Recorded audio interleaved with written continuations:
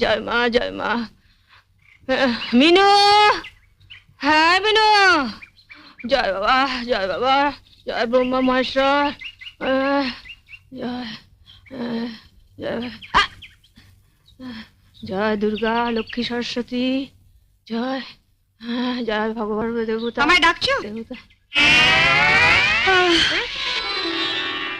তুমি কি গো, সকালে উঠে একটু ঠাকুর দেবতার নাম করছি, তুমি আমার ঝাঁটা দেখালে? উঠুন ঝাড় দিচ্ছিলাম, তো হাতে ঝাঁটা থাকবে না তো কি রজনীগন্ধা স্টিক থাকবে? আচ্ছা হলো তো, এখন বলো কি বলবে। শুনলে তোমার বোনের কথা শুনলে? কি গো শুনছো? আমার কথা শুনতে পেলে তবে তো শুনবে। শুনতে পেলে মানে 10 বছর আগে যখন তুমি এ বাড়ির বউ হয়ে আসনি, তখন দাদা আমাদের সবার কথা স্পষ্ট ভাবে শুনতে পেত। তারপরে এই 10 বছর ধরে তুমি দাদার কানে ऐसा মন্ত্র ঢেলেছো যে তোমার সব মন্ত্রগুলো জমাট বেঁধে গিয়ে দাদার কান দুটো জাম হয়ে গেছে। তুমি একটু উঁচু স্বরে কথা বলো তো, তাই তোমার কথাগুলো ফাঁক ফোকর দিয়ে দাদার কানে পৌঁছে যায়, কিন্তু আমাদের নো এন্ট্রি। তুমি হাসছো? ওর কথা শুনলে গা পিত্তি জ্বলে যায়। কি শুনতে বলছি? তুমিও দাদার মতন দুটো কানে নো এন্ট্রি বোর্ড ঝুলিয়ে নিলেই পারো না। এখন তাড়াতাড়ি বলো কেন ডেকেছো? ওদিকে আমার অনেক কাজ পড়ে আছে। আগে মশারি তুলে, বিছানাপত্র ঝেড়ে, তারপর ঘর ঝাঁট দিয়ে, তারপর আমার জন্য 1 কাপ গরম চা, একটু আদা দিস। কাল রাতে হঠাৎ ঠান্ডা লেগে গেছে, গলাটা কেমন ব্যথা ব্যথা করছে। তোমাদের সংসারে কেন যে আমি মা দুর্গা হয়ে জন্মালাম না? হঠাৎ কথা বলছো না, মানে মা দুর্গা হয়ে জন্মালে আমার কেমন 10খানা হাত থাকতো। একখানা হাতে তোমার মশারি তুলতাম, আরেকখানা হাতে তোমার বিছানার চাদর পাল্টে দিতাম, আরেকখানা হাতে ঝাড় দিতাম, আরেকখানা মানে আদা আদা থেতলাতাম। শুনলে না দাদা বললো আদা দিয়ে চা করে নিয়ে। আদাটা আগে না থেতলালে চাটা করবো কি করে? যাই এক এক করে কাজগুলো সারি, ওদিকে আমার এক দাদা কাজ পড়ে আছে। তো আগে থেতলাবো না ঝাঁটাবো? ঝাঁটাবে মানে আগে উঠোতে ঝাঁট দিয়ে দেবো না দাদার জন্য আদা থেতলে চা করে আনবো? তোমার যা ইচ্ছে তাই করো, মেয়ে হয়েছে একখানা। আরে বরঞ্চ ঝাঁটাই। তুমি আমার পূজা রেগে আছো?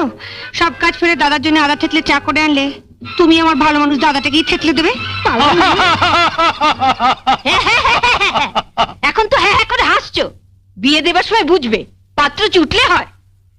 না জুটার কি আছে, দেখতে শুনতে ভালো, কাজকর্ম জানে। কিন্তু যে একখানা মুখ, 7 দিন বাদে দেখবে শ্বশুর বাড়ির লোক হিড়ির করে টানতে টানতে এসে ফেরত দিয়ে যাবে। না না না, তোমাকে যখন বিয়ের 10 বছর বাদেও বাপের বাড়িতে ফেরত দিয়ে আসেনি, তখন ওকেই বা। কি বললে? তা নয় আমি। হ্যাঁ তুমি ভেবেছোটা কি সকাল থেকে বর্দার ঘরে বিছানাপত্র তুলছো, ঘর ঝাড় দিচ্ছ? কেন আমরা কি সংসারে টাকা দিই না? বর্দা শুধু একাই দেয়? সকাল থেকে ডেকে ডেকে পরে গলা ব্যথা হয়ে গেল। তাহলে তোমাকে বেশ করে থেতলে দিই। কি বললে? আমায় থেতলে দেবে? তোমাদের সবারই এক দোষ, কথাটা শেষ করতে দেবে তো?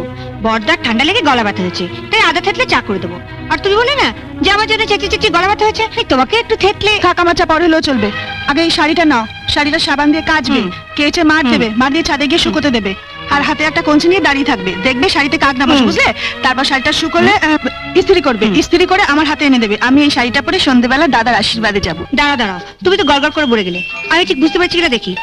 শাড়িটা নিলুম, এটাকে সাবান দিয়ে কাচলুম, তারপর ছাদে গিয়ে শুকোতে দিলাম, তারপর একটা কঞ্চি নিয়ে রোদের মধ্যে দাঁড়িয়ে রইল যাতে কাকে না করে, তারপর এটা সন্ধ্যাবেলা ইস্ত্রি করে তোমায় দিলুম। ঠিক আছে, বুঝতে পেরেছি। না ঠিক নেই।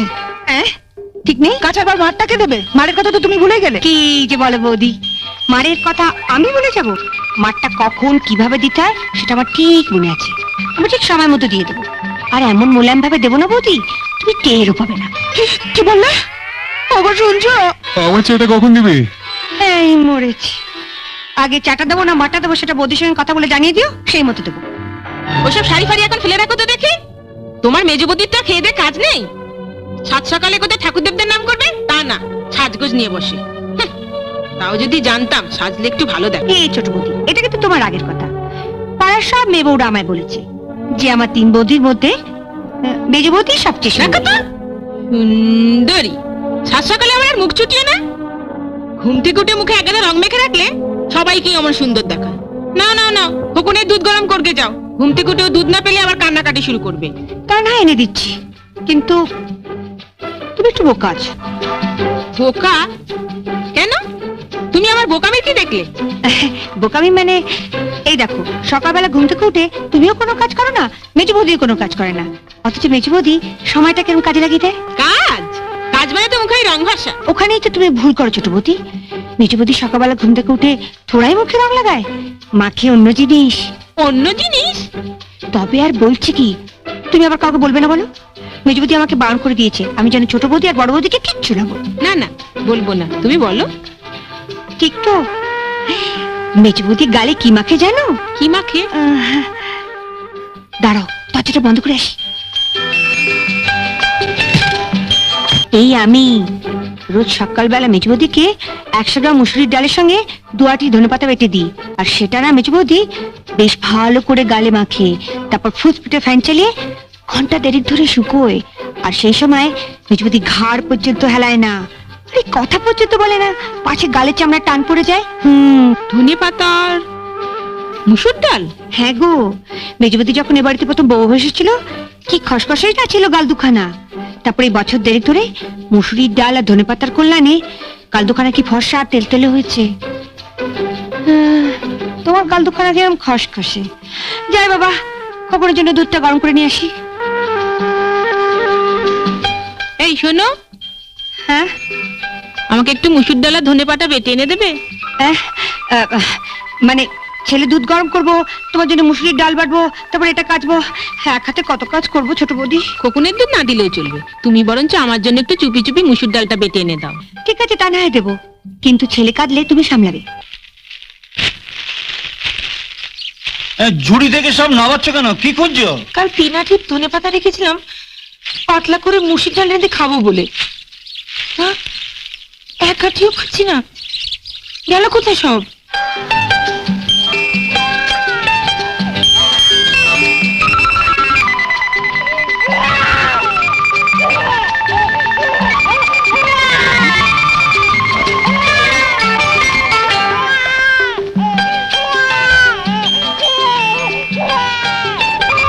সাত সকালে গালে সব কি ঘষছো? বলছি খোকন যে কাঁদছে শুনতে পাচ্ছ না? আরে কি বলতে চাইছো তুমি?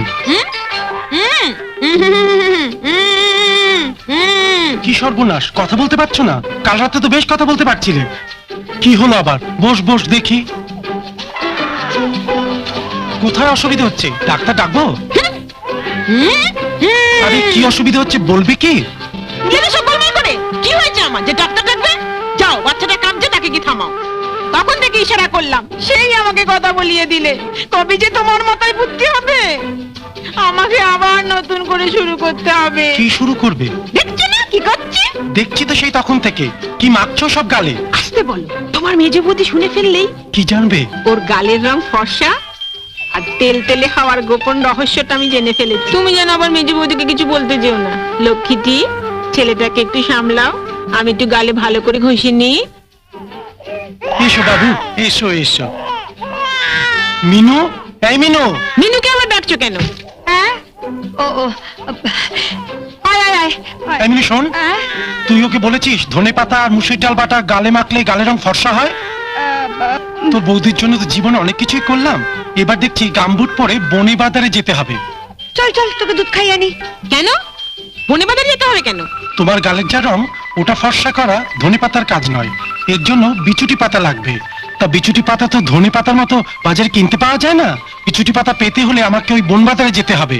কাল থেকে ওই ধনে পাতার বদলে গালে বিচুটি পাতা ঘষো, তাহলে যদি কেলটে রংটা খুলে গিয়ে একটু ফর্সা রং বেরোয়। কি কি বললে তুমি?